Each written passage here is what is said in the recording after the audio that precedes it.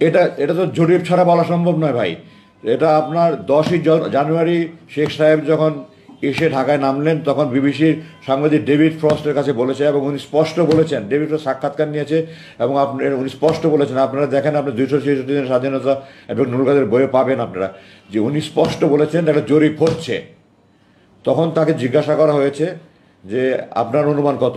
তো শেখ সাহেব তো 10 তারিখে মুক্তি পেয়ে লন্ডনে ভারত থেকে হয়ে ঢাকায় এসেছেন। ওনার তো তখন অনুমান করার কোনো সুযোগ ছিল, উনি জানতেনই না দেশে কী হয়েছে।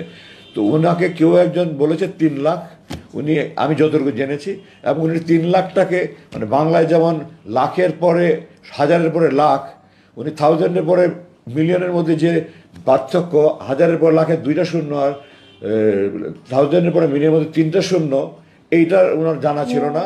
এই কারণে উনি 3 মিলিয়ন বলেছেন। 3 লাখ টাকায় সেইভাবে 30 লাখ হয়ে গেছে।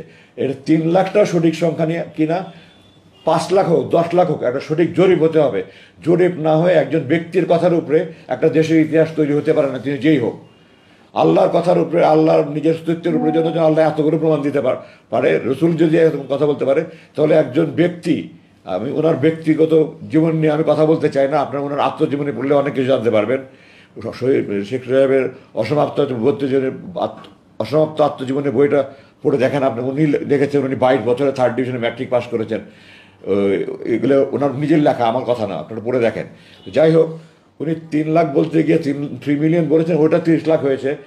3 লাখ হোক, 30 লাখ হোক, 3 কোটি হোক, একটা জরিপ ছাড়া এই ধরনের কোনো সংখ্যা প্রতিষ্ঠিত হতে পারে না, সেটা স্পষ্ট। সুতরাং আমার উত্তরে আর কোনো এখানে সন্দেহ থাকার অবকাশ নাই, এটা জরিপ হবে। এখনও 71-এর প্রজন্মের বহুত লোক আছে ওখানে, তখন বেঁচে ছিল। সারা বাংলাদেশে একটা আনুষ্ঠানিক জরিপ হয়ে এটা সরকার প্রবেশ করবে।